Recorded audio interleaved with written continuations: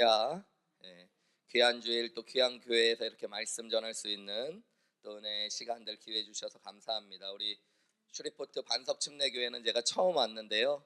우리 이용구 목사님 오랫동안 목회하신 교회로 제가 이민 목회하면서 잘 듣고 있었고 또 이렇게 궁금했었고요.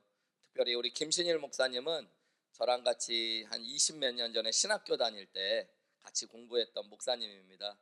너무너무 사랑하는 목사님인데 목사님 오셔서 목회하는 교회 와보고 싶었는데 와보니까 너무 좋고요. 루이지애나 슈리포트에 이렇게 예쁘고 좋은 교회가 있는지 몰랐는데 너무너무 감사합니다. 불러주셔서 오늘 하나님께서 여러분들에게 또 많은 은혜 주실 줄 믿고 함께 많은 말씀 나누기 원합니다. 제가 잠깐 기도하겠습니다. 사랑하는 아버지 하나님, 참 감사합니다. 하나님께서 사랑하시는 반석침례교회에 이렇게 부족한 주의 종의 말씀을 전할 수 있는 은혜를 허락하심에 감사합니다. 하나님, 하나님께서 오늘 우리 가운데 직접 말씀하여 주시고 역사하여 주시옵소서. 하나님의 음성을 듣는 은혜를 경험케 하시고 하나님을 만나는 축복을 누릴 수 있도록 우리 이 자리에 함께 예배하는 모든 성도님들 한 분 한 분을 축복하여 주시옵소서. 이 모든 말씀 우리를 사랑하시는 예수님의 이름으로 기도하옵나이다. 아멘. 여러분, 종교개혁이 한참이었을 1524년부터 1525년 사이에 당시 유럽에서 가장 뛰어난 인문주의자였던 지성인 에라스무스라는 사람과 종교개혁자였던 루터와의 토론이 있었습니다. 주요 주제가 뭐였냐면 하나님의 절대 주권과 인간의 자유의지에 대한 여러 가지 토론들이었어요. 그때 이 에라스무스가 유명한 이런 말을 남겼습니다. Let God be good God. 하나님을 좋은 하나님 되게 좀 내버려 둬라. 하나님을 선한 분으로. 이 말은 하나님이 선하셔야만 하나님이 된다라는 말의 의미를 담고 있었던 거예요. 그때 루터는 이런 유명한 말을 남겼습니다. Let God be God. 그냥 하나님은 하나님이시라는 겁니다. 하나님이 우리가 이해할 때, 우리가 하나님을 용납할 수 있을 때, 우리가 하나님이 선하다고 느껴질 때만 하나님이 아니라 하나님은 항상 하나님이시라는 말입니다. 여러분, 하나님을 하나님 되게 하는 것, 저는 이것이 신학이나 신앙에서 제일 중요한 거라고 생각합니다. 하나님이 하나님이 되신다는 걸 진짜로 알게 되면 여러분, 내가 누구인지도 알게 되고 또 만물이 무엇인지도 알게 됩니다. 미국 미네소타에서 목회하셨던 침례교회 위대한 설교자 중에 하나인 존 파이퍼 목사님은 항상 이런 얘기를 많이 했어요. 하나님께 가장 큰 영광을 돌리는 것은 하나님을 하나님 되게 하는 것이다. 여러분, 그러니까 우리의 믿음에서 하나님을 하나님 되게 하는 것이 참 중요합니다. 아니 목사님, 당연히 하나님을 하나님 되게 하지 하나님을 하나님 되게 안 하는 게 어디 있습니까? 라고 얘기하는 분이 계실지 모르지만 우리는 하나님을 하나님이라 부르면서 스스로 하나님이 되려고 할 때도 있고 하나님을 하나님으로 인정하지 않을 때도 많이 있다는 것입니다. 믿음이라는 게 무엇일까요? 믿음이라는 건 여러분, 하나님을 믿는 것인데 하나님을 하나님으로 믿게 되는 게 진짜 믿음이 생기는 것입니다. 야고보서, 우리가 오늘 나눌 본문이 포함된 야고보서는 특별히 구원받은 사람들이 온전한 믿음을 가지고 어떻게 살아가야 되는지에 대해서 설명해 주는 책입니다. 그리고 오늘 우리가 나눌 야고보서 4장 11절부터 17절까지는 이제 야고보서의 결론부로 향해 가면서 온전한 믿음이 어떤 것인지를 이야기해 주고 있는데요. 17절 본문 말씀의 맨 마지막 결론 말씀인 17절에 보면 이런 말씀이 나와요. 그러므로 사람이 선을 행할 줄 알고도 행하지 아니하면 죄니라 이래요. 사람이 선을 행할 줄 알면서 선한 일을 하지 않으면 죄라 그러는데 여기서 여러분 선한 일과 죄는 그냥 착한 일을 많이 하는 것, 그 다음에 나쁜 일을 하지 않는 것, 이런 것을 의미하는 게 아닙니다. 야고보서 전체를 읽어보면 여기서의 죄는 음란하고 거짓말하고 도둑질하고 이런 죄가 아니라 하나님을 하나님으로 인정하지 않는 것을 죄라고 해요. 본질적인 죄, 원죄. 그러니까 사람이 선한 일이 무엇인 줄 알면서도 행하지 아니하면 죄라는 말은 무슨 얘기냐면요, 야고보서 전체를 읽어보면, 오늘 시간이 없어서 다 나누지는 못하지만, 하나님이 하나님이신 걸 알면서 하나님을 하나님으로 섬기지 않는 것이 죄라는 얘기입니다.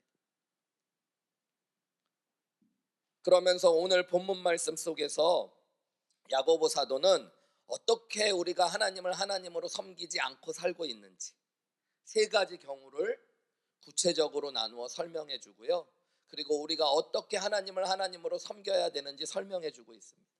오늘 저와 여러분이 본문의 말씀을 다시 찬찬히 살펴보면서 우리도 혹시 하나님을 하나님으로 섬기고 살지 못하지는 않았는지 돌아보시기 원하고요, 내가 나를 돌이켜서 다시 내 삶에서 하나님을 하나님으로 진정으로 섬기는 은혜가 있으시기를 주님의 이름으로 축원합니다. 여러분, 인간의 원죄라는 게 있어요. 인간이 가진 죄의 뿌리, 그게 무엇이냐면 하나님처럼 되려고 했던 것입니다. 하나님께서 아담과 하와를 에덴 동산에 두시고 동산에 있는 모든 나무의 실과를 임의로 마음대로 먹되 뭐는 하지 말라고 그러냐면 동산 중앙에 있는 나무의 실과는 먹지 말라라고 말씀하셨어요. 여러분, 인간의 관점에서 봤을 때 아담과 하와에게 있어서 에덴 동산은 하나님의 것이고 하나님이 주인이신데, 하나님처럼 모든 것들을 누릴 수 있었던 아담과 하와가 하나님과 구별되는 유일한 경계가 있었다면 그것이 선악과입니다. 그러니까 선악과 하나를 보면서 아담과 하와는 이런 것을 깨달았어야 돼요. 나는 하나님이 아니야. 이 에덴 동산을 만드신 분도 나를 만드신 분도 하나님이셔. 선악과를 먹지 않을 때마다 고백해야 되는 게 있었던 거예요. 나는 하나님이 아니라는 거. 내 마음대로 모든 것을 하지만 나는 세상 모든 것을 마음대로 할 수 있는 하나님은 아니라는 거. 그런데 마귀가 뱀을 통해서 어떻게 유혹해요? 선악과를 따먹으라고. 따먹으면 어떻게 된다고요? 하나님처럼 된다. 여러분, 그 얘기를 들었으면 아담과 하와가 어떻게 얘기해야 돼요? 무슨 소리냐고, 내가 하나님이 아닌데 왜 하나님처럼 돼야 되냐고 얘기했어야 되는데, 그 이야기를 듣고 선악과를 봤더니 어떻게 해요? 먹음직도 하고 보암직도 하고 지혜롭게 할 만큼 탐스러워. 뭐 하고 싶어진 거예요? 선악과를 먹고 싶어진 거예요. 조금 더 정확하게 얘기하면 하나님처럼 되고 싶었던 거예요. 여러분, 그것이 죄의 뿌리입니다. 그랬던 인간이 여러분 복음을 알게 되고 예수님을 나의 구원자여 주님으로 믿게 될 때 믿음을 갖게 되는데, 이 믿음이라는 것은 어떤 것이냐면 하나님이 하나님 되심을 고백하게 되는 거예요. 내가 하나님이 아니라는 것들을 깨닫게 되는 게 믿음이라는 거예요. 회개라는 건 뭐냐면 내가 하나님인 줄 알고 하나님 노릇했던 삶에서 하나님을 하나님의 자리로 올려드리는 걸 회개라고 이야기하는 거예요. 그렇다면 오늘 본문을 통해서 여러분, 저와 여러분도 혹시 믿음 안에서 다시 서야 되는 부분들이 어디에 있는지, 그리고 회개해야 되는 부분이 어디에 있는지 돌아보면서 하나님을 하나님의 자리에 다시 올려드리는 귀한 은혜가 있으시기를 주님의 이름으로 축원합니다. 첫 번째로 여러분, 우리가 깨달아야 되는 영역은 다른 사람에 대해서 우리가 하나님이 하나님 되시게 해야 된다라는 것들을 기억하셔야 돼요. 한번 저를 따라해 보실까요? 아침에 졸리시니까 제가 첫째 이렇게 얘기하면 첫째 하시고, 제가 읽으면 그걸 한번 따라해 보세요. 첫째, 다른 사람에 대하여 하나님이 하나님 되시게 하라. 오늘 본문 11절과 12절을 제가 읽어볼게요. 형제들아, 서로 비방하지 말라. 형제를 비방하는 자나 형제를 판단하는 자는 곧 율법을 비방하고 율법을 판단하는 것이라. 네가 만일 율법을 판단하면 율법의 준행자가 아니요 재판관이로다. 입법자와 재판관은 오직 한 분이시니 능히 구원하기도 하시며 멸하기도 하시느니라. 너는 누구이기에 이웃을 판단하느냐 그래요. 이웃을, 형제를 판단하고 비방하는 것, 여러분 그러지 말라라고 이야기해요. 그러면서 형제를 비방하고 판단하는 것은 마치 율법, 하나님의 말씀을 비방하고 판단하는 것과 똑같은 죄라고 이야기해요. 하나님을 하나님 되게 생각하지 않는 것이 다른 사람을 비방하고 판단하는 것이라고 이야기하고요. 그러면서 뭐라고 이야기하냐면 입법자, 재판관은 오직 한 분이시니 너는 하나 누구이기에 이웃을 판단하느냐라는 것이 오늘 본문의 말씀입니다. 이 야고보서를 쓴 야고보도 유대인이었고요. 여러분 야고보서를 처음으로 읽었던 사람들도 유대인 그리스도인들이었습니다. 그러니까 이 사람들은 유대인이었다가 예수님을 믿게 된 사람들이에요. 유대인들은 2000년 전에, 지금도 그렇지만 2000년 전 유대인들이 제일 경외하며 귀하게 여겼던 것이 하나님의 말씀이었어요. 계명, 율법. 그거는 그들이 판단한다는 것은 상상도 할 수 없는 일입니다. 율법을 비판한다는 건 유대인들은 생각지도 하지 못하는 거예요. 왜냐하면 율법이라는 것, 말씀이라는 것, 하나님께서 직접 입법자로 제정하시고 우리에게 살라고 주신 법이기 때문입니다. 인간은 그것을 판단하는 것이 아니라 그 말씀대로 뭐 해야 되냐면 살아야 되는 거예요. 그리고 하나님께서 그 말씀을 따라서 유대인들을 판단하실 것이기 때문에 하나님이 재판관이시라는 거예요. 유대인들이 그러니까 말씀을 비판하고 판단한다는 건 엄청난 죄라고 생각했던 거예요. 마찬가지로 다른 형제를 비판하고 판단하는 것이 그와 똑같은 죄라는 거예요. 무슨 얘기냐면 여러분, 하나님께서 내 옆에 있는 형제를 만드신 분이에요. 자매를 만드신 분이에요. 그 형제와 자매를 재판하고 판단하실 분도 누구세요? 하나님이 하실 거예요. 그런데 우리는 여러분, 내가 하나님인 줄 착각해서 다른 사람을 판단하고 비판할 때가 있다. 그것이 여러분, 우리가 내가 하나님인 줄 착각하고 있는 죄 중에 하나라는 거예요. 말씀을 판단하면 안 되듯이 마찬가지로 옆에 있는 믿음의 형제를 판단하고 비판하면 안 된다고 야고보 사도가 하나님의 말씀을 통해 우리에게 알려주고 있는 거죠. 옆에 있는 형제는 하나님이 만드신 하나님의 것이에요. 하나님이 창조하셨고 구원하신 형제고 자매고 하나님이 마지막 날 심판하실 것입니다. 자신이 그 형제를 만든 창조주도 아니고 심판할 재판관도 아닌데 내가 만들지도 않고 판단하지도 않아야 될 그 형제를 내 마음대로 비판하고 판단하고 비방한다는 거, 여러분 그게 뭐라는 거예요? 내가 하나님인 줄 알고 살아가는 죄 중에 하나라는 거예요. 오늘 형제를 비방한다라고 이야기하는 비방한다라는 단어가 헬라어 원어로 성경을 보면 카탈랄레오라는 단어인데요. 이 단어가 원뜻은 얕잡아 본다라는 거예요. 그러니까 여러분, 내가 누군가를 판단할 때 나도 모르게 그 사람을 나보다 얕잡아 보고 있는 거예요. 나는 그 사람보다 낫다라는 착각에 빠져 있는 겁니다. 내가 하나님의 자리에 오르고 있다는 것들을 기억하셔야 돼요. 여러분, 자녀에 대해서 함부로 비판하고 판단하지 마십시오. 믿음을 가지면 자녀도 내 자식이 아니라 하나님이 내게 주신 하나님의 자녀예요. 여러분, 남편과 아내를 함부로 비판하고 판단하지 마십시오. 남편과 아내도 하나님께서 만드셨고 하나님께서 구원하시고 하나님께서 심판하실 대상이라는 걸 기억하셔야 돼요. 여러분, 교회에서 성도들을 함부로 비판하고 판단하지 마십시오. 성도들은 다 하나님께서 만드셨고 피값으로 구원하시고 하나님께서 판단하실 사람들입니다. 내가 누구 형제 누구 자매를 비판하고 판단할 때 내가 그들을 얕잡아 보고 하나님의 자리에 오르는 죄를 범하고 있는 거예요. 여러분, 목회자에 대해서 함부로 비방하고 판단하지 마십시오. 성도들도 그런데 하나님께서 구원하시고 주의 종으로 안수하셔서 교회에 세우신 주의 종을 함부로 비방하고 판단할 때 내가 얼마나 교만해져 있는지를 여러분 기억하셔야 돼요. 내가 하나님의 자리에 오르고 있는 거예요. 여러분, 정치인들에 대해서도 함부로 비판하고 판단하지 마십시오. 우리는 너무 교만해요. 우리 축구 경기 보면 남자들이 그러거든요. 볼을 절로 몰면 안 되는데 아유 저거를 왜 못 넣어가지고, 근데 내가 뛰면은 공 한 번 제대로 못 차거든요. 근데 우리는 그렇게 교만해. 내가 하면 잘할 것 같거든요.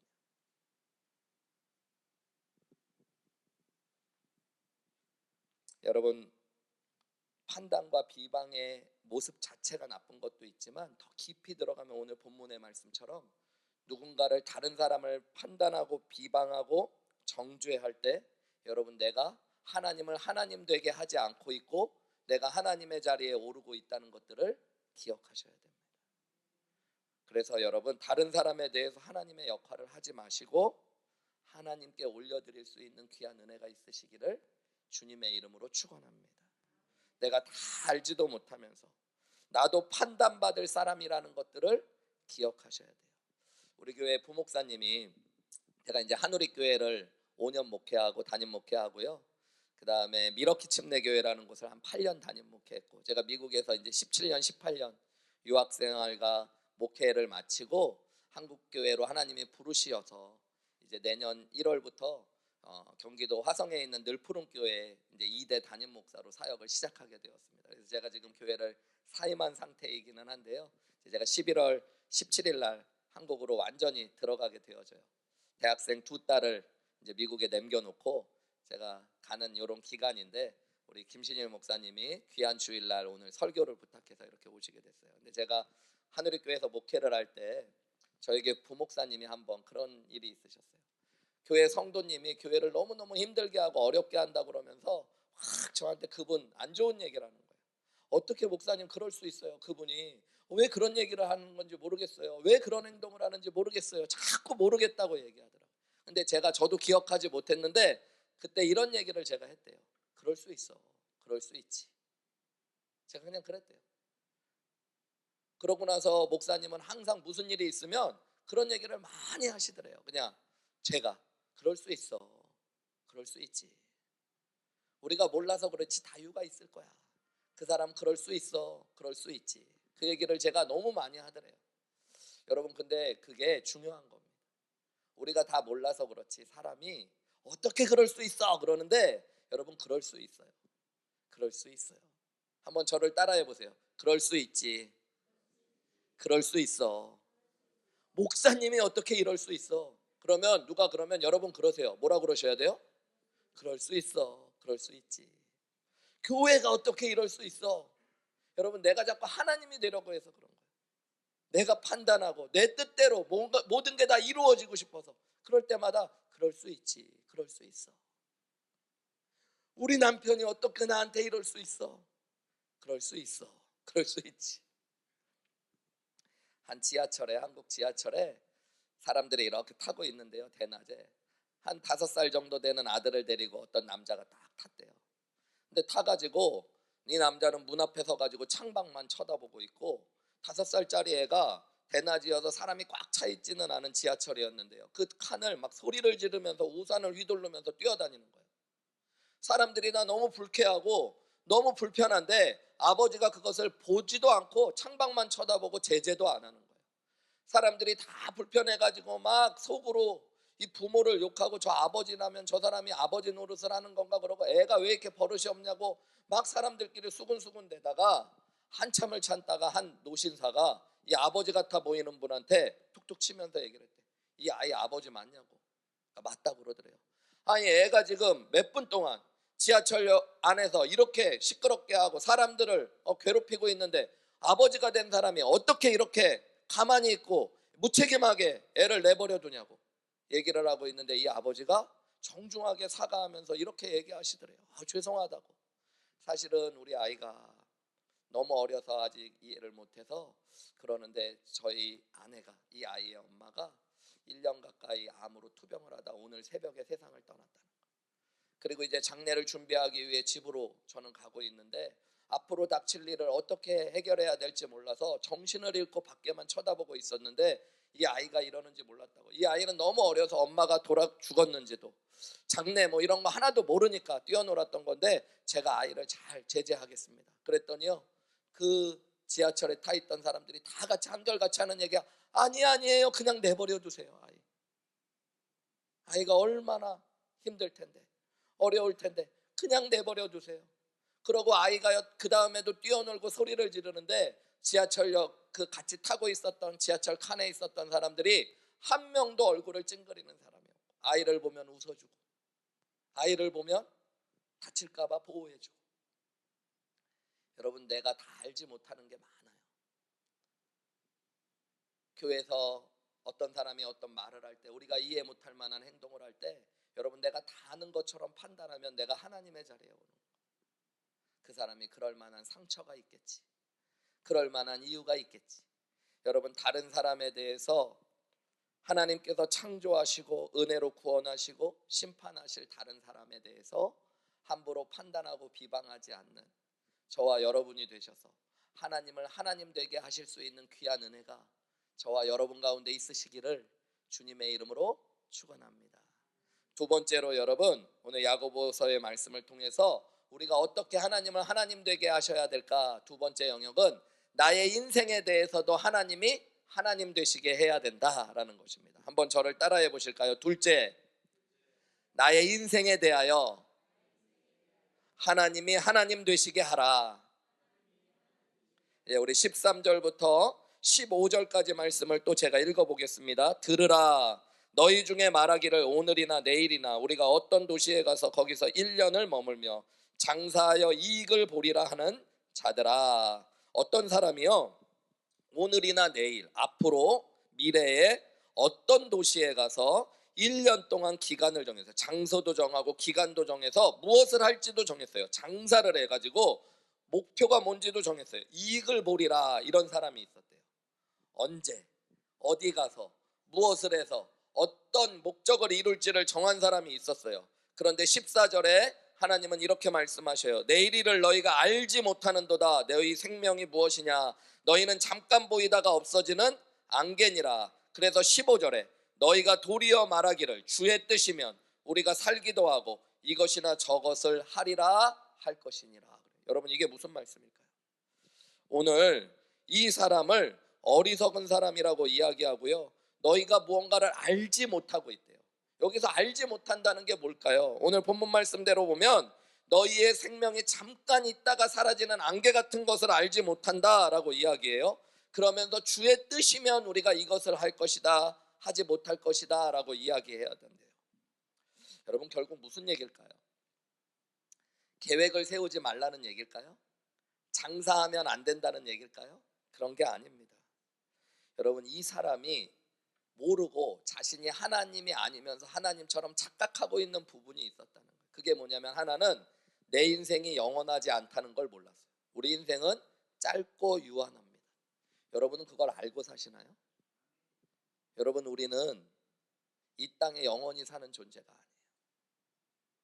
여러분, 우리는 오늘 우리의 인생이 마칠 수도 있고요, 내일 우리의 인생이 마칠 수도 있어요. 저는 한우리교회를 사임한 지 이제 3주가 됐는데요, 그래도 너무 그리워서 매주마다 우리 목사님처럼 귀한 목사님들이 교회에 부흥회나 집회를 부탁해 주셔서 제가 한국 가기 전주까지 이렇게 다른 교회, 미국에 있는 교회들의 말씀을 전할 기회가 있어서 이렇게 돌아다니고 있는데, 주말마다 저희 한우리교회를 사임하고, 그래도 교회가 그립잖아요. 그래서 저희 달라스에 있는 한우리교회 영상 예배를 매 주일마다 그래도 먼저 드리거든요. 오늘도 9시 예배 제가 호텔에서 또 오는 길 가운데 드렸는데 너무 깜짝 놀란 게, 저랑 5년 동안 너무너무 잘 사역하셨던 저희 교회 선교사님, 은퇴하신 선교사님이 계셨어요. 지난주에 그분이 특주를 하셨어요. 양각 나팔을 잘 부시거든요. 이분이 양각 나팔을 불면서, 나팔 불 때 주의 음성, 뭐 이 찬송가에 맞춰서 나팔을 쫙 부시는 걸 제가 지난주에 봤거든요. 근데 갑자기 오늘 광고에 나온 거예요. 어저께 그 선교사님이 소천하셨다. 여러분, 저도 얼마나 놀랐는지 몰라요. 그런데 여러분, 놀랬지만 그게 당연한 건지도 몰라요. 여러분, 우리는 모르고 살아요. 우리의 인생이 얼마나 짧고 유한한지. 근데 영원한 것처럼 착각하고 살아요. 그래서 계획을 세우면 막 우리는 10년, 20년, 30년 뒤의 계획. 제가 한국으로 이제 목회하러 간다 그러니까, 제가 목회했던 달라스에 있는 한우리교회는 한 1000명 정도 교인이 되고 한 800명 정도 출석하는 교회거든요. 근데 그 교회 교인들 중에 저한테 몰래 와서 얘기하시는 분들이 있어요. 오셔가지고, 목사님, 저희도 3년 아니면 5년 있다 한국으로 갈 겁니다. 저희 리타이어하면 한국 가기로 계획을 다 세웠습니다. 목사님, 그때 목사님 교회 근처로 갈게요. 막 이런 얘기 하시는 분들. 제가 있을 때는 얘기도 안 하셨었어요. 제가 떠나지 말라고 할까 봐. 근데 막 그런 얘기 하시는 분들이 있어요. 여러분, 우리는 우리의 인생이 대단하고 영원할 줄 알고 그렇게 생각하는데, 오늘 하나님께서는 뭐라고 그러냐면 주의 뜻이면 그렇게 할 수 있다라고 얘기하는 게 믿음이라는 거예요. 여러분, 내가 계획한다고 다 이루어질 수 있을까요? 그렇지 않아요. 우리의 능력도 제한이 있어요. 여러분, 우리가 계획한 시간이 우리에게 무조건 올까요? 그렇지 않아요. 여러분, 우리는 우리 인생에 대해서 내가 하나님처럼 살 때가 있어요. 내가 계획하면, 그리고 내가 노력하면 다 이루어질 거야. 그런데 여러분, 그것이 내가 하나님이 하나님 되게 하지 않는다는 증거, 내가 하나님 노릇하고 있다라는 증거 중에 하나라는 거예요. 여러분, 주님의 뜻이면 이렇게 할 수도 있고 저렇게 할 수도 있다는 것을 고백하며 날마다 주의 뜻을 먼저 생각할 수 있는 저와 여러분들이 되시기를 주님의 이름으로 축원합니다. 그래서 시편 90편 12절에 보면 모세는 이런 이야기를 했어요. 주여 우리에게 우리 날 계수함을 가르치사 지혜로운 마음을 얻게. 여러분, 지혜가 뭘까요? 우리의 남은 날을 셀 줄 아는 게, 우리의 남은 날이 영원하지 않다라는 걸 아는 게 지혜롭다는 겁니다. 오늘을 마지막처럼 살아갈 줄 아는 게 지혜로운 거예요. 여러분, 우리의 계획 안에 하나님이 빠져버리시면 안 돼요. 그리고 하나님의 뜻이 날마다 먼저여야 된다는 걸 기억하십시오. 나를 향한 하나님의 뜻이 무엇일까? 오늘 이 예배를 통해 하나님이 나에게 주시고 싶은 게 무엇일까? 내가 듣고 싶은 말씀이 아니라 하나님이 내게 주시고 싶은 말씀. 그래서 하나님의 뜻을 구하고 하나님과 함께 계획을 세우고 하나님이 허락하실 때만 그 일이 이루어질 수 있음을 아는 것, 그게 믿음인 줄 믿습니다. 여러분, 잠언 16장 9절 말씀, 우리 너무 잘 아는 말씀이죠. 같이 한번 읽어볼까요? 시작. 사람이 마음으로 자기의 길을 계획할지라도 그의 걸음을 인도하시는 이는 누구예요? 믿으십니까? 여러분, 내가 계획을 세웠다고 하더라도 이렇게 고백하셔야 돼요. 하나님께서 인도하셔야지 이 일이 이루어질 거야. 하나님의 뜻이면 이루어질 거야. 내가 계획을 세웠다고 다 이루어지는 게 아니야. 여러분, 다시 한번 말씀드리지만 계획을 세우지 말라거나 계획 없이 살라는 이야기가 아닙니다.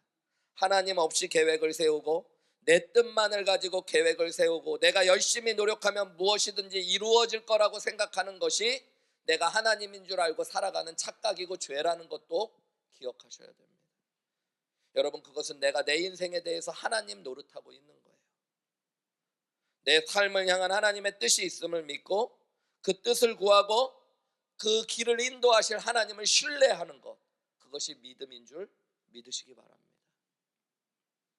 간음, 도덕질, 살인, 수군거리는 것, 미워하는 것, 여러분, 이런 것이 큰 죄라고 생각하는 분들이 있지만 진정한 근원적인 죄는 하나님을 하나님 되게 하지 않고 내가 하나님 노릇하는 거예요.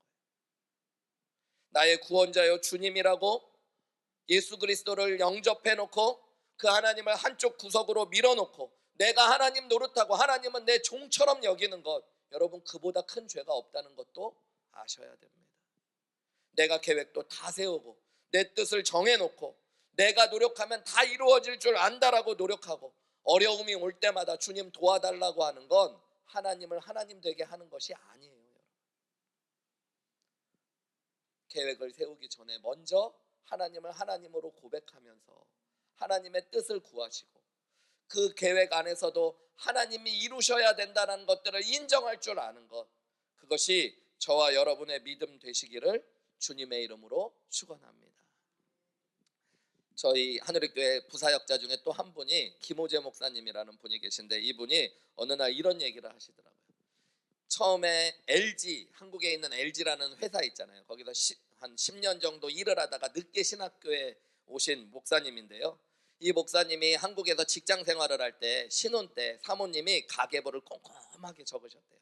살림을 규모 있게 하려고 가계부를 적는 거 나쁜 거 아니잖아요. 그런데 어느 날은 이 남편에게, 목사님 되기 전에 목사님에게 이런 얘기를 하더래요. 여보, 가계부를 잘 적는 것도 중요한 것 같은데 가계부를 너무 열심히 적다 보니까 하나님이 마음에 감동을 주시고 쓰시기 원하시는 경우가 생기면 순종하지 못할 때가 있는 것 같다고.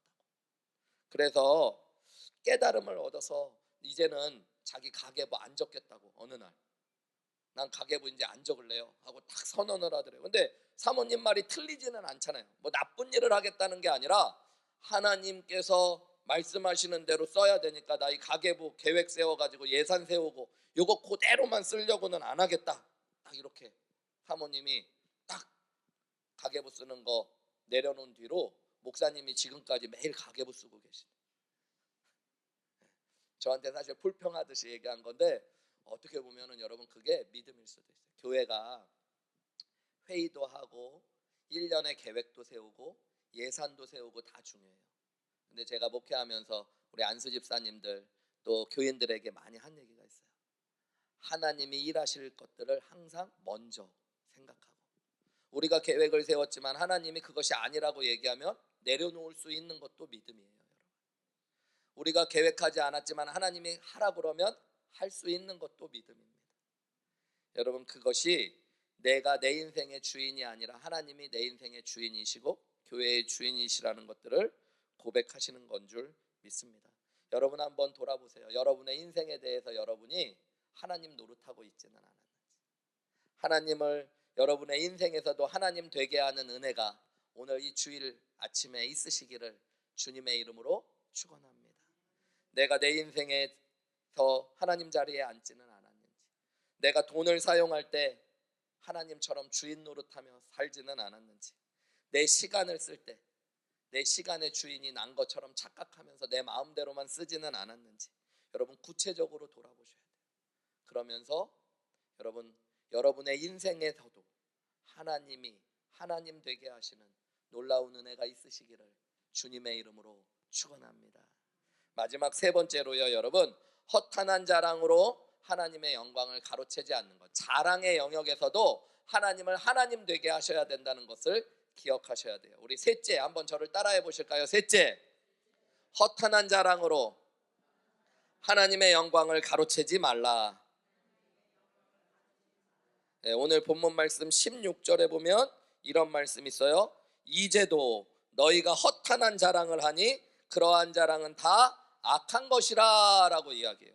허탄한 자랑을 하는 것이 악한 것이래요. 이 악한 것은 그 다음 절 17절 우리가 아까 나눈 대로 사람이 선을 행할 줄 알고도 행하지 아니하면 죄라는 말씀과 연결되면서 이 자랑하는 것이 그냥 사람들이 싫어하니까 나쁜 것이다 라는 얘기가 아니고요, 하나님을 하나님 되게 하지 않는 근본적인 죄고, 우리가 자랑하는 영역에 있어서도 하나님이 하나님 되게 해야 된다라는 이야기를 하고 있는 것입니다.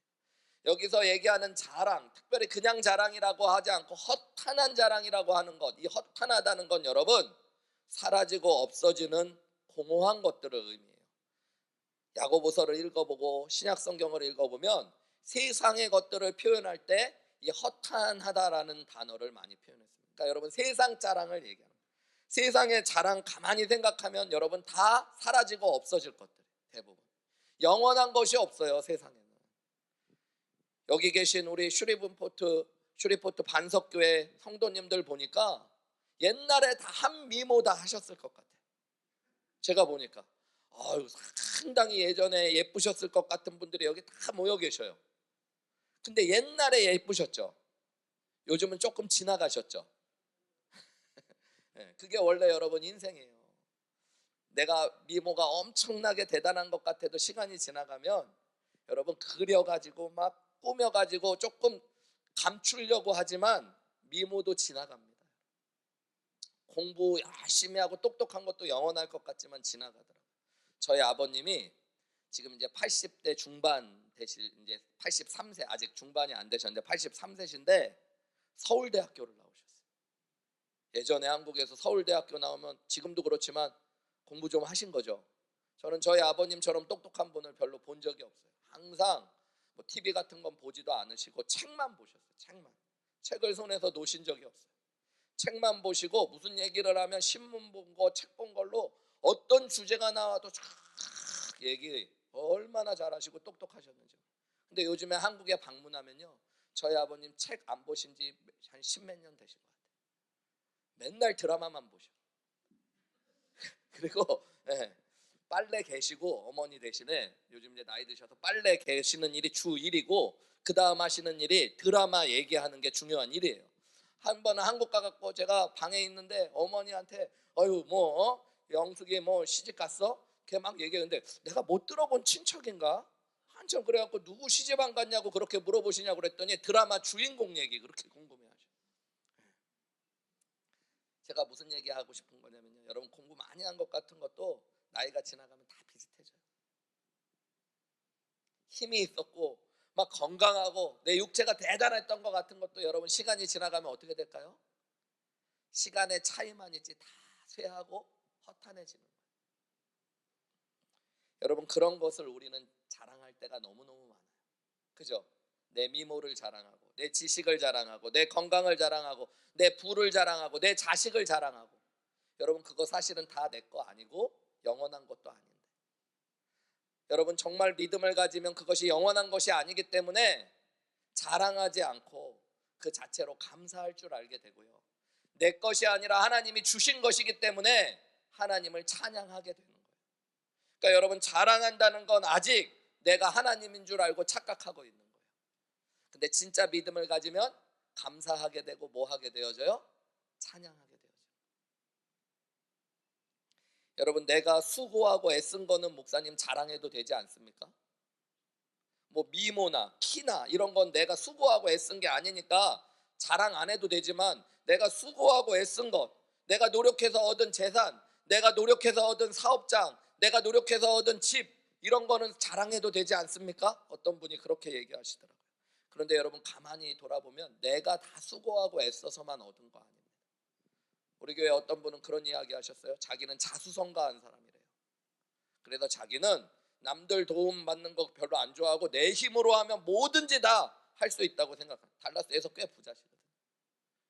근데 제가 그분에게 질문했어요. 정말 자수성가하셨냐고, 스스로의 힘으로만 성공하셨냐고, 부모님 도움 없었냐고, 좋은 친구의 도움은 없었냐고, 시대의 도움은 안 받으셨냐고, 좋은 직원들은 없었냐고. 보니까 다 있으셨어요. 부인도 엄청 도와주시고.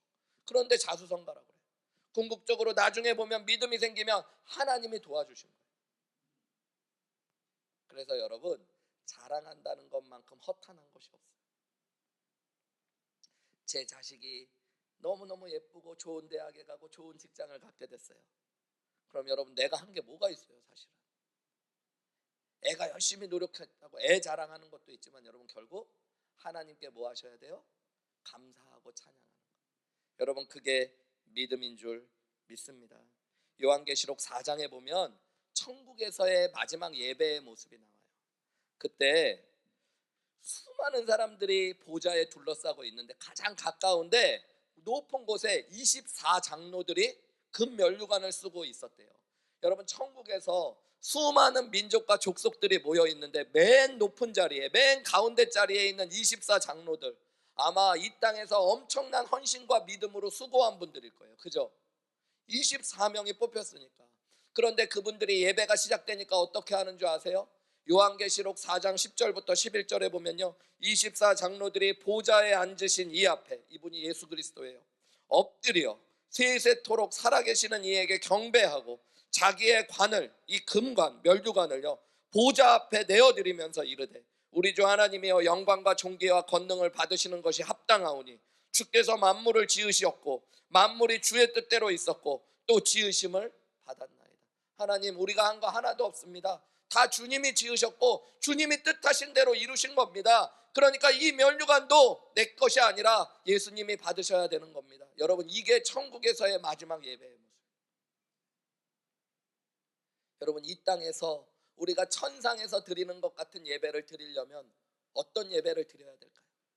교회에 오셔서도 하나님께 한 주간에 있었던 일들을 생각하며 내 헛된 자랑 내려놓고 여러분 하나님께 영광과 감사를 올려드려야 될 줄 믿습니다. 여러분 그게 예배예요. 하나님 한 주간 저를 살게 해주셔서 감사합니다. 하나님 우리 집에 이런 좋은 일들이 있게 하신 하나님을 찬양합니다. 여러분 하나님이 창조주이심을 믿으십시오. 하나님이 우리를 지으셨고 하나님이 우리를 구원하셨습니다. 우리는 하나님의 뜻대로 살아가고 하나님의 뜻이 우리에게 이루어질 것들을 믿으며 하나님께 존귀와 찬양과 영광을 올려드림으로 하나님을 하나님 되게 해야 되는 사람들임을 기억하시는 저와 여러분들이 되시기를 주님의 이름으로 축원합니다.